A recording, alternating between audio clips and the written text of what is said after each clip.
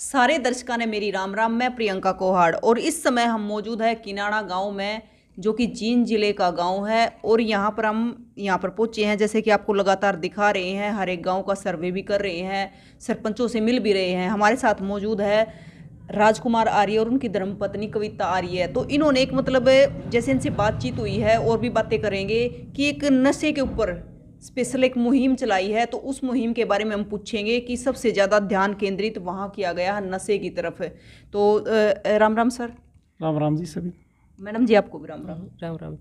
तो सर हमें, जैसे हमने गांव में भी पूछा है, सर्वे किया है, तो ज़्यादातर यही आ रहा है कि जो राजकुमार आर्य है और उनकी धर्मपत्नी है, सरपंच पद के उम्मीदवार है, वे सबसे ज़्यादा नशे की तरफ ध्यान दे रहे हैं। हाँ बिल्कुल जी, ये सही सुना आपने, क्योंकि हमारा फोकस ही, मैं आर्य समाज का सदस्य होने के नाते और सरपंच प्रतिनिधि होने के नाते, प्रत्याशी का प्रतिनिधि होने के नाते, मैं इसी विषय पर इलेक्शन लड़ रहे हैं कि जो युवा है वो नशे के कारण बर्बाद हो रहा है।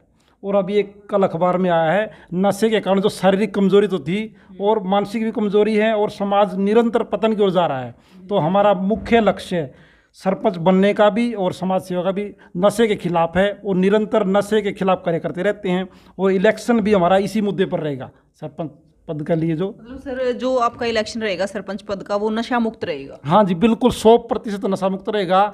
हम शराब का पूर्ण विरोध करते हैं और जो प्रत्याशी पिला रहे हैं उनका भी विरोध करते हैं। और हमारे इलेक्शन के प्रचार में कहीं भी नशे की कोई भी वस्तु प्रयोग नहीं होगी। तो सर सबसे ज़्यादा नशे पे रहेगा फोकस? हाँ बिल्कुल, नशे पे, सफाई पे, स्वास्थ्य पे, ये हमारे तीनों विषय रहेंगे, स्वास्थ्य भी और सफाई भी और नशा भी। तो सर कहीं ना कहीं देखा जाए तो जब सरपंची के इलेक्शन आए या फिर किसी भी पद के इलेक्शन हो, तो उसमें नशे का तो ऐसा है कि पूछो ना, कि भर भर पेटियाँ दी जाती है। हाँ बिल्कुल, ये विडम्बना है। जो आपका प्रश्न है बिल्कुल सही है। जो आज मुझे लग रहा है, हो सकता है मैं गलत भी हो सकता हूँ, लेकिन मुझे लग रहा है 90% प्रत्याशी केवल नशे के दम पर ही इलेक्शन लड़ते हैं। लेकिन हम लोग, चाहे वो 10% हों पूरे हरियाणा में या राष्ट्र में, हम लोग नशे के खिलाफ ही इलेक्शन लड़ेंगे और निरंतर नशे के खिलाफ प्रचार करते रहेंगे। देखो सर, हम जब कोई भी पद के लिए जब उम्मीदवार खड़े होते हैं तो एक जिम्मेदारी होती है। जैसे सरपंच के लिए तो गांव की होती है, जिला परिषद के लिए तो वार्ड की होती है। लेकिन सर कहीं ना कहीं एक ये होता है कि हमें तो बस एक चौधर चाहिए, किसी तरह आ जाए, लेकिन वो जिम्मेदारी नहीं समझते। तो इस प्रकार नशा की तरफ युवाओं को धकेल कर या उनमें नशा या दारू वगैरह बांट के क्या साबित होता है?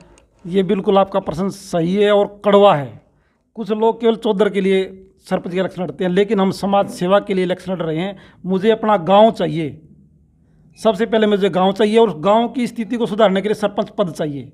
कोई कहते हैं ना, चाहिए मुझे सरपंच पद भी चाहिए, लेकिन गांव के विकास के लिए, उन्नति के लिए, सफाई के लिए, नशा मुक्ति के लिए, ये मेरे मुख्य विषय हैं। सरपंच पद तो चाहिए मुझे, लेकिन गाँव की सेवा के लिए चाहिए, चौधर के लिए नहीं चाहिए। तो सर ये तो आपकी बहुत अच्छी बात है कि आप नशे के खिलाफ लड़ाई लड़ रहे हो साथ में। तो सर एक चीज़ और पूछना चाहूँगी कि जो हमारे गांव होते हैं वहाँ पर एक बगड़वाद या फिर जातिवाद कुछ ऐसा होता है, या तो वो कहते हैं कि हम अपने बगड़ को देंगे या फिर अपने उसको देंगे। तो इन चीज़ों से उठकर क्या कहना चाहोगे?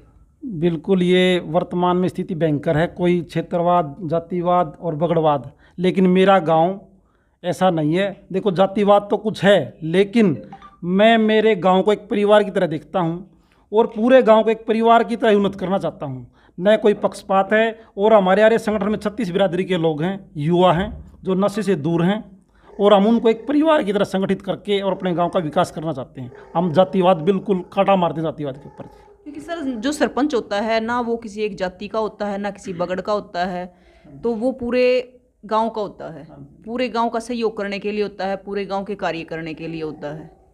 तो इस चीज़ को लेकर क्या कहना चाहोगे? देखिए, रियल बात है कि जो सरपंच होता है वो सभी बिरादरी का और साझा होता है। अगर चाहे किसी ने वोट भी नहीं डाली तो भी उसका विकास उसको समभाव से करना चाहिए। ये उसके मन में नहीं रहना चाहिए कि फलां ने मेरी वोट नहीं दी, उस फलाने बगड़ ने मेरी वोट नहीं दी। लेकिन उसको जीतने के बाद सभी का सरपंच होता है वो, और समान नज़र से पूरे गाँव का विकास करना चाहिए। यही हमारा। क्योंकि सर कई बार देखने को मिलता है, सर्वे कर रहे हैं तो पता भी चलता है कि जब हम सर्वे करते हैं लोगों से पता चलता है भी उस बगड़ का सरपंच था तो उन्होंने उड़े का ही काम करवाया है, हमारा को ना करवाया। हाँ, अक्सर सुनने में आता है, लेकिन मेरे गांव में ऐसा नहीं है। जो अभी सरपंच वर्तमान में था वो भी मेरा मित्र था, दुकानदार था। हमने उसको यही कहा था, जीत हम हार गए थे पिछले इलेक्शन, वो जीत गया था, भाई गांव का विकास कराइए, हम आपके साथ हैं। लेकिन वो उसकी कुछ योग्यताएं का अभाव रहा, या उसके संगठन का अभाव रहा, या उसके सपोर्टों का अभाव रहा, वो अच्छा काम कम कर पाया। लेकिन फिर भी हमने जब भी उसको ज़रूरत पड़ी हमने उसका सहयोग किया, कभी भी विपक्ष होने के नाते भी हमने उसका विरोध नहीं किया। वैसे सर मतलब समस्या पे बात की जाए गांव की, तो अब फिलहाल क्या समस्या बनी हुई है? समस्याएं, सबसे पहली समस्या है पानी की, जो महिलाओं का विषय है। हम पानी को लेकर पिछले 5-10 साल से कार्य कर रहे हैं, लेकिन अभी नई पाइपलाइन तो बिछी है, लेकिन अभी 100% पूर्ण नहीं हुई है। हम उस पर निरंतर कार्य कर रहे हैं और हम अपने गांव में हर घर में पानी पहुंचाने का संकल्प लिए हुए हैं, उसको पूरा करेंगे निश्चित रूप से। तो पानी की समस्या है, कुछ बिजली की तारें खराब हैं, उनको बदलवाने का निरंतर प्रयास कर रहे हैं। और परमात्मा ने चाहिए, अगर सरपंच पद के लिए हम चुने जाते हैं, गांव हमें स्वीकार करता है, तो हम बहुत ही जल्दी बिजली, पानी की और स्वास्थ्य सफाई की व्यवस्थाओं का सबसे पहला कार्य करेंगे। तो मैडम जी से भी कुछ पूछ लेते हैं। तो मैम जैसे आप देखो महिलाओं में महिलाएं बैठती हैं, और जब बैठती है तो बातें भी चलती हैं, तो वहाँ पे जब बैठते हैं तो ये पता चलता है कि महिलाओं को कौन सी बड़ी समस्या है जो इससे परेशान है। सबसे बड़ी समस्या तो जी पानी की है। अच्छा। महिलाएं तो, आदमी तो सुबह अपने घर से निकल जाते हैं बिल्कुल मैडम। और गांव के हर एक घर में पानी पहुंचे। हाँ। और यही हमारा सरपंच बनने के बाद यही मकसद है कि गांव में पानी की समस्या दूर की जाए, जो ये गली टूटी फूटी हैं इनको ठीक किया जाए, और हमारे गांव में बिजली का 24 घंटे बिजली का प्रबंध किया जाए।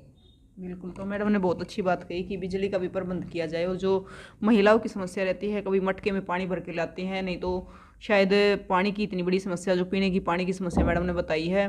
तो मैडम वैसे टूटियों में पानी कई दिन में आता है? हाँ, तीसरे दिन आवा जी। तीसरे दिन।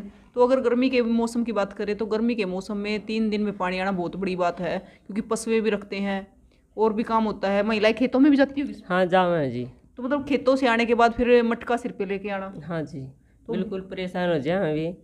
और फिर मटका भर दे ले आवे, गर्मी में काम करें करके आवे, फिर घर पर आकर न मटके ठाकर जाना पड़े।